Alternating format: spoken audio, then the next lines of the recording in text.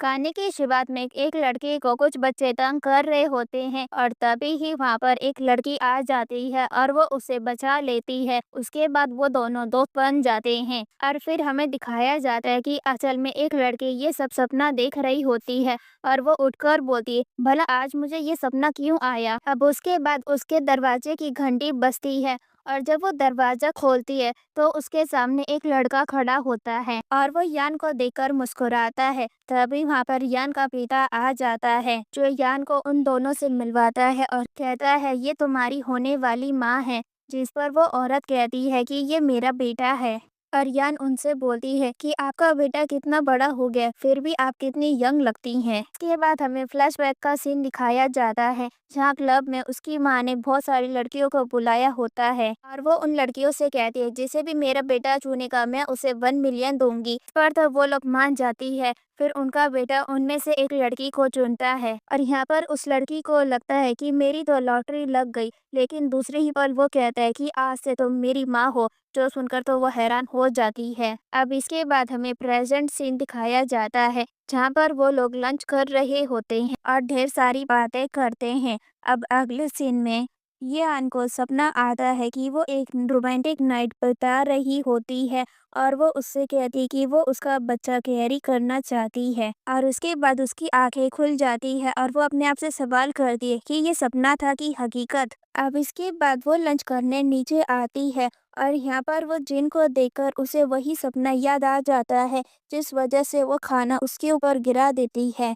अब उसके बाद वो उससे माफ़ी मांगते उसको साफ करने लगती है, लेकिन तभी उसके सीने पर उसे निशान दिखता है जिसके बारे में वो पूछने ही जाती। तभी उनके बीच में एक बंदा आ जाता है और वो जिन को मारता है। तभी यान बीच में आ जाती है और उससे कहती है तुमने इसे क्यों मारा, अभी इससे माफ़ी मांगो नहीं तो यहाँ से निकल जाओ। जिस पर वो माफ़ी मांग लेता है। उसके बाद वो कहता है कि कुछ ही दिनों में हमारी 3rd एनिवर्सरी है तो उसके लिए उसने एक रेस्टोरेंट बुक किया है। अब अगले सीन में जिन एक सांप को संबंध करता है और वहाँ पर यान को एक आवाज़ सुनाई देती है जो सुनकर वो जिन के कमरे की तरफ आने लगती है और जैसे ही वो दरवाज़ा खोलती है वहाँ पर सिर्फ जिन ही होता है जहाँ पर वो उसके आने का कारण पूछता है और वो कहती है कि आज जो भी हुआ उसमें वो मिस्टर सॉन्ग की तरफ से उससे माफ़ी मांगती है, लेकिन वो बहुत ही अच्छा इंसान है। फिर उसके बाद जिन उसे बातों में उलझा लेता है। दूसरी तरफ मिस्टर सॉन्ग के कमरे में वही सांप आ जाता है जिसे देखकर वो बुरी तरह डर जाता है और चिल्लाने लगता है और यहाँ पर यान भी उसकी आवाज़ सुन लेती है और दूसरी तरफ वो सांप सॉन्ग के मजे ले रहा होता है और यहाँ पर यान दरवाजा खोलने की कोशिश कर रही होती है, लेकिन जब वो दरवाजा नहीं खुलता तो जिन उसकी मदद करता है और उसके बाद यान सॉन्ग को संभालती है और उसके बाद पूरे कमरे में चेक करती है और कहती है कि यहाँ पर तो कुछ भी नहीं है और वो कहता है ऐसा कैसे हो सकता है। तभी वहाँ पर जिन एक सांप को ले आता है लेकिन वो नकली होता है और वो उससे कहता है क्या तुम इस खिलौने से डर रहे थे। उसके बाद यान उसे आराम करने का कहती है। अब अगले सीन में यान दोबारा से वही रोमांटिक सपना देख रही होती है जिस वजह से उसकी आँख खुल जाती है। उसके बाद जब वो पानी का गिलास लेने लगती है तभी उसके हाथ में एक करंट सा लगता है और वो देखती है कि उसके हाथ में एक सांप का निशान आ गया है और तभी ही वहाँ पर जिन भी आ जाता है जिसे देखकर वो सही में डर जाती है और वो उससे पूछता है क्या हुआ, जिस पर वो कहती है कुछ नहीं, मैंने बस एक पूरा सा सपना देखा। अब अगले सीन में यान अपनी एनिवर्सरी के लिए ड्रेस सेलेक्ट कर रही होती है। तभी वहाँ पर जिन उससे कहते कि वाइट ड्रेस तुम पर बहुत सूट करेगी और वो उससे पूछती है कि तुम इतनी जल्दी कैसे आ गए। वो कहता है आज मेरी क्लास जल्दी खत्म हो गई। जिसके बाद वो उसे वही ड्रेस पहनने को कहता है जिस पर वो मान जाती है और उसके बाद वही ड्रेस पहनकर आती है जिसे देखकर तो जिन उसकी तारीफों के फूल बांधने लग जाता है। उसके बाद वो उससे कहती है कि आज मेरी 3rd एनिवर्सरी है सॉन्ग के साथ तो वो आज देर से आएगी तो वो इसलिए उसके डिनर का इंतजार ना करे। ये कहकर वो वहाँ से चली जाती है। अगले सीन में वो सॉन्ग के साथ रेस्टोरेंट में होती है और सॉन्ग उससे कहते हैं कि तुम आज इतनी क्यों पी रही हो। उसके बाद वो अपने कॉलेजों के दिन याद करने लगते हैं कि कैसे उसने उससे प्रपोज किया था और यहाँ पर यान उसे साथ में नाइट स्पेंड करने का पूछती है जिसके लिए वो तो तुरंत ही मान जाता है। अब अगले सीन में वो लोग होटल रूम में होते हैं और वहाँ पर सॉन्ग शावर लेने के लिए चला जाता है। अब उसका इंतज़ार कर इतने में यान सो जाती है और उसे दोबारा वही सपना आने लगता है, जहाँ पर वो उससे कहता है सॉन्ग से ब्रेकअप करने को। और ये सुनकर तुरंत ही उसकी नींद खुल जाती है और तभी वहाँ पर सॉन्ग भी आ जाता है और उससे पूछता है कि क्या हुआ। और तभी उसके बाद वो यान के करीब आने लगता है और उसे गले लगा लेता है और तभी वहाँ पर भूकंप आ जाता है और सारा सामान गिरने लगता है और दरवाजा भी अपने आप खुल जाता है, जहाँ पर जिन खड़ा होता है और उसे देखकर यान बहुत ही हैरान होती है और सोम कहता है ये तो वही सांप है जो मैंने उस दिन देखा था। और यहाँ पर वो सांप उसे दोबारा डरा देता है, जिससे वो वहाँ पर बेहोश हो जाता है और उस सांप की एनर्जी के कारण यान भी बेहोश हो जाती है। अब अगले सीन में वो अस्पताल में होती है और नींद में बड़बड़ा रही होती है। तभी वहाँ पर उसकी दोस्त आ जाती है और उसकी भी आंखें तब तक खुल जाती है और उसकी दोस्त बताती है कि वो पिछले 3 दिनों से बेहोश थी और उससे पूछती है कि उसके बेहोश होने से पहले क्या हुआ था, जिस पर यान कहती है कि उसे पिछली रात का कुछ याद नहीं। जिस पर उसकी दोस्त पूछती क्या वो उससे कुछ छुपा रही है और वो पूछती है क्या मतलब, जिस पर वो रिपोर्ट दिखाकर कहती है कि वो प्रेग्नेंट है और वो कहती है कि ऐसा कैसे हो सकता है। उसके बाद वो सोचती है कि सपने में जो कुछ भी हुआ था क्या वो हकीकत थी। और तभी वहाँ पर संग और उसकी माँ भी आ जाती है और उन्हें भी पता चल चुका था कि वो प्रेग्नेंट है, जिस पर वो उससे सवाल करने लगता है। जिस पर यान कुछ बोल पाती तभी उसकी माँ बीच में बोल पड़ती है और वो यान को बुरा-बुरा बोलने लगती है। और फिर सॉन्ग बोलता है कि उसे इस बच्चे को अडॉप्ट करवाना होगा और यहाँ सॉन्ग कहता है हम दोबारा शुरुआत कर सकते हैं अगर तुम बता दो ये बच्चा किसका है। जिस पर यान कहती है कि उसे सच में नहीं पता ये कैसे हुआ। जिस पर उसकी माँ उसे थप्पड़ मार देती है और उसके साथ हाथापाई करने लगती है और उसके बच्चे को गिरवाने की बात करती है। और यान सॉन्ग से कहती है कि तुम्हारी माँ मुझे इस तरह से ट्रीट कर रही है और तुम सिर्फ खड़े होकर देख कैसे सकते हो। जिसके बावजूद भी वो उसकी मदद नहीं करता और वो उसको चोट पहुंचाने जाते तभी वहाँ पर जिन आ जाता है और वो उन लोगों को मार के यान से दूर करता है। और उसके बाद वो यान को संभालता है और यहाँ पे सोंग की माँ दोबारा उसे कुछ कहने जाती है, जिस पर जिन उसका हाथ मोड़ देता है। जिसके बाद वो अपने गार्ड से कहकर उस पर हमला करवाने की कोशिश करती है और जिन कहता है कि कोशिश करके देख लो, जिससे डरकर वो पीछे हट जाते हैं। और तभी यान बीच में आ जाती है और कहती है कि आप तमीज से बात कीजिए, ये मेरा भाई है और मैंने कुछ गलत नहीं किया है, पक्का रिपोर्ट ही गलत आई होगी। जिसके बाद वो दोबारा टेस्ट करने के लिए मान जाते हैं। जिसके बाद जब दोबारा रिपोर्ट आती है तो उससे पता चलता है कि पहले रिपोर्ट ही गलत आई थी और वो प्रेग्नेंट नहीं है।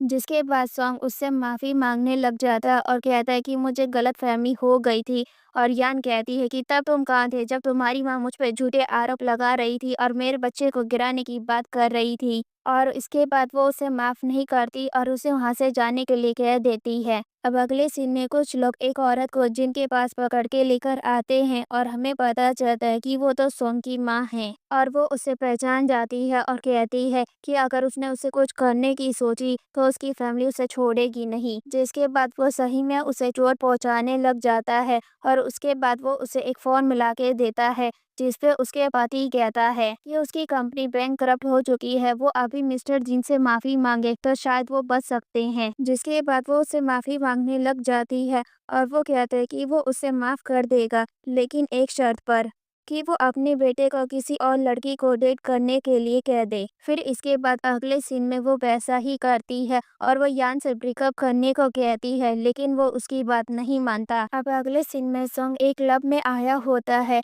और वहाँ पर एक लड़की होती है जो जानबूझकर उसकी बाहों में गिर जाती है। और वहाँ पर यान भी उसकी दोस्त के साथ आई होती है और वो दोनों उसे देख लेते हैं और इस तरफ वो लड़की सॉन्ग को सड्यूस करने लगती है और उसे ड्रिंक दिलाने का कहती है, जिस पर वो भी बिना हिचकिचाहट के मान जाता है। और ये सब देखकर यान उसे कॉल करती है और उससे पूछती कि वो कहाँ है, लेकिन वो झूठ बोल देता है कि वो काम से बाहर आया हुआ है। जिस पर वो उससे कहती है कि क्लब में कब से बिजनेस मीटिंग होने लगी और वो भी उसे देख लेता है। और उसके बाद वो उसके पीछे जाता है उसे मनाने और वो कहती है कि मेरे होते तुम किसी और के साथ डेट कर रही हो। और वो उसे कुछ समझाने जाता है तभी ही वहाँ पर वो लड़की आ जाती है और वो कहती है मिस्टर संग आप अपनी फाइल भूल गए थे और वो फाइल पकड़ा के वहाँ से चली जाती है। और उसके बाद यान उसकी एक भी बात नहीं सुनती और वहाँ से चली जाती है। उसके बाद वो अपने रूम में आता है और पाता है कि वो लड़की पहले से ही उसके रूम में है और वो कहता है कि मेरे पास पहले से ही गर्लफ्रेंड है। और वो कहती है लेकिन वो तो तुमसे नाराज है ना, तो थोड़ा सा मजाक करने में क्या बुराई है, जिस पर वो मान जाता है। अब अगले सीन में जब यान की आँख खुलती है तो वो सोचती है कि उसे एक मौका देना चाहिए था, जिसके बाद वो बाहर आ जाती है और बाहर उसे जिन मिलता है जो उससे कहता है कि मुझे आपको कुछ दिखाना है। फिर उसके बाद उसे उस जगह पर ले जाता है और जब वो उस जगह पहुंचती है तब वो सॉन्ग को उस लड़की के साथ देख लेती है और वो कहती है हम 3 सालों से साथ में थे और तुम मुझे अचानक से धोखा कैसे दे सकते हो। और फिर वो उससे ब्रेकअप करके वहाँ से चली जाती है। अब अगले सीन में वो घर आके बहुत ज़्यादा रोती है और जिन वहाँ पर आके उसे संभालता है। और दूसरी तरफ सॉन्ग को एक किताब मिलती है, इसमें उसे एक सच पता लगता है। अब अगले सीन में यान को दोबारा वही सपना आ रहा होता है, जिससे उसकी नींद खुल जाती है। उसके बाद जब वो नीचे आती है तो वो जिन से टकरा जाती है और उसके पास से उसे वही स्मेल आ रही होती है जो उसे सपने में आई थी। जिसके बाद जिन उसे टीज करता है और उसके मजे लेने लग जाता है और यहाँ पर बातों बातों में उसको ये भी बता देता है कि वो उससे प्यार करता है। और उसके बाद वो उसे अपनी बातों में उलझा लेता है, जिस पर वो भी मान जाती है। और उसके बाद वो दोनों एक रोमांटिक पल शेयर करते हैं और तभी ही वहाँ पर उनके पेरेंट्स आ जाते हैं, जो उन्हें ये सब करता देख देख लेते हैं और कहने लगते तुम क्या कर रहे थे। जिस पर वो कहता है आप देख ही सकते हैं हम दोनों साथ में हैं। अब वो उससे थप्पड़ मार के कहते हैं कि यहाँ मेरी और तुम्हारी माँ की शादी होने वाली है और तुम दोनों ऐसी हरकतें कर रही हो। और फिर वो उन दोनों से नाराज होके वहाँ से चले जाते हैं। और उसके बाद जिन यान से पूछता है कि तुम भी मुझसे प्यार करती हो ना, जिस पर यान कोई जवाब नहीं देती और वहाँ से चली जाती है। अब अगले सीन में यान अपनी दोस्त के साथ ड्रिंक कर रही होती है और उसे ये सारी बातें बताती है। और यहाँ पर ज्यादा ड्रिंक करने की वजह से यान की तबीयत खराब हो जाती है, जिस पर उसकी दोस्त उसके लिए कुछ लेने के लिए चली जाती है। और उसके जाते ही वहाँ पर सॉन्ग आ जाता है और वो यान को किडनैप कर अपने साथ वहाँ से ले जाता है। और जब उसकी दोस्त वापस आती है तो वो यान को गायब देख तुरंत जिन को फोन कर देती है। अब अगले सीन में यान सॉन्ग से कहती है कि तुमने पहले मुझ पर चीट किया, अब तुम्हारी हिम्मत कैसे हुई मुझे किडनैप करने की। जिस पर सॉन्ग कहने लगता है कि मैं तुमसे बहुत ही प्यार करता हूँ और जो पहले कुछ हुआ वो सब एक गलत फहमी थी, प्लीज मुझे एक मौका दे दो, प्लीज मुझे माफ कर दो। जिस पर वो कहती है तुम्हारे सपनों में अगर मैं मर भी गई तब भी मैं तुम जैसे इंसान को नहीं अपनाने वाली। और उसके बाद सॉन्ग अपना असली रूप दिखाता है और वो अपने लोगों को उनका वीडियो बनाने का कहकर यान के साथ जबरदस्ती करने लग जाता है। और तभी ही वहाँ पर जिन आ जाता है और जिसे देखकर यान बोलती है कि तुम यहाँ पर क्या कर रहे हो, जल्दी से यहाँ से भाग जाओ। और सॉन्ग उससे कहता है कि तुम बिल्कुल सही समय पर आए हो, देखो मैं कैसे तुम्हारे सामने इसे अपना बनाता हूँ। ये कहकर वो यान को चोट पहुंचाने लग जाता है और यहाँ पर जिन अपनी पावर इस्तेमाल करने की कोशिश करता है, लेकिन सोन उसे ये कहकर रुकवा देता है कि अगर उसने कोई चालाकी करने की कोशिश की तो ये नहीं बचेगी। जो सुनकर वो रुक जाता है। उसके बाद सॉन्ग उसे मॉन्स्टर कह के अपने लोगों से कहकर उसके चारों तरफ आग लगवा देता है, लेकिन उससे जिन को एक भी खरोच नहीं आती। और वो कहता है ऐसा कैसे हो सकता है, मैंने किताब में पढ़ा था कि तुम आग से नहीं बच सकते। और अब जिन कहता है अब मैं तुम लोगों को मजा चखाता हूँ। और ये कहकर वो उधर बहुत सारे सांपों को बुला लेता है और उन पे अटैक करवा देता है। और ये सब कुछ देखकर यान हैरान हो जाती है। और उसके बाद जब जिन उसके पास जाता है तो यान उससे दूर हो जाती है और वो उससे कहती है इसका मतलब मेरे सपनों में जो आदमी आता था वो तुम हो, पहले मुझे सॉन्ग ने धोखा दिया और अब तुमने भी। जिस पर वो उसे समझाने की कोशिश करता है, लेकिन वो उसकी एक बात भी नहीं सुनती और वहाँ से चली जाती है। और जब वो जा रही होती है तब उसे रास्ते में एक लड़की मिलती है जो उससे कहती है हेलो मैं जिन की फियांसे हूँ और हमारा बचपन में रिश्ता तय हो गया था, लेकिन जब वो 17 साल का हुआ तो वो अचानक से गांव से गायब हो गया, तो मैं उसे ही ढूंढने आई हूँ। जिस पर यान कहती है ऐसा नहीं हो सकता, उसने मुझे ये बात कभी नहीं बताई। जिस पर वो लड़की उसे कार्ड देकर कहती है कि उसने मुझे ये तुम्हें देने को कहा है। और जब वो खोलकर देखती है तो वो वेडिंग कार्ड होता है उस लड़की और जिन का। और दूसरी तरफ जिन के पास उसका सेक्रेटरी आता होता है वैसा ही कार्ड लेकर। और यहाँ हमें पता लगता है कि जिन ने अपने सेक्रेटरी से कहकर अपने और बहन के लिए वो कार्ड बनवाया होता है और यहाँ पर वो उसे एक ग्रैंड वेडिंग देना चाहता था। और तभी उसके पास यान का फोन आ जाता है, जहाँ वो उससे पूछती है क्या तुमने किसी को मेरे पास भेजा था कार्ड देने के लिए। और वो कहता है इसका मतलब तुम्हें मेरा भेजा हुआ तोहफा मिल गया। फिर इन दोनों को गलतफहमी हो जाती है, जहाँ यान को लगता है कि वो किसी और लड़की से शादी कर रहा है और यहाँ जिन को लगता है कि वो उसे शादी के लिए मना कर रही है। और उसके बाद वो उसे भरा बुला सुनाती है और कहती है तुम्हें जिससे शादी करनी है करो, मुझे कोई फर्क नहीं पड़ता। और ये सुनकर जिन का दिल टूट जाता है। अब दूसरी तरफ यान रो रही होती है, तभी वहाँ पर उसकी दोस्त आ जाती है और उसे दिलासा देने लगती है। और तभी वहाँ पर एक और आदमी आ जाता है और उसे एक तोहफा देकर कहता है कि मास्टर ने मुझे आपको ये देने के लिए कहा था। और वो सोचती है तो इसका मतलब वो इस तोहफे की बात कर रहा था। और तभी वहाँ पर टंकी बेल बजने लगती है, जिसे वो आदमी देख लेता है और कहता है मिस यान आपको ये बेल याद है। और हमें दिखाया जाता है ये बेल बचपन में जिन ने उसे दी थी। ये बात वो यान को बता देता है और कहता है कि तभी से वो आपके पास आने की कोशिश कर रहे हैं। और साथ ही वो ये भी कहता है कि मुझे माफ करना, एक इमरजेंसी आ गई थी जिस कारण मुझे आने में देरी हो गई। जिस पर यान कारण पूछती है और वो कहता है कि मास्टर को अचानक गांव जाना पड़ गया शादी के लिए। अब अगले सीन में हमें गांव का सीन दिखाया जाता है, जहां पर ग्रैंडपा सभी लोगों का शुक्रिया करते हैं उसके पोते की शादी में आने के लिए। जिस पर जिन बोलता है शादी, क्या ये आपकी बर्थडे पार्टी नहीं थी। और उसके बाद वो शादी के लिए साफ मना कर देता है, जिस पर उसके ग्रैंडपा उसे सुनाने लगते हैं। और तभी वहाँ पर यान भी आ जाती है, जिसे वो रोक देते हैं और कहते हैं अगर तुमने एक भी कदम आगे बढ़ाने की कोशिश की तो ये लड़की नहीं बचेगी। जिस पर वो भी रुक जाता है और पुरानी बातें याद कर वो कहता है कि वो उससे कितनी नफरत करती है। जिसके बाद वो दूसरी लड़की से शादी के लिए मान जाता है। और तभी यहाँ पर यान उसे अपना प्यार इज़हार कर देती है और कहती है कि वो उसी को पसंद करती है। और उसका इज़हार सुन वो काफ़ी ज़्यादा खुश होता है।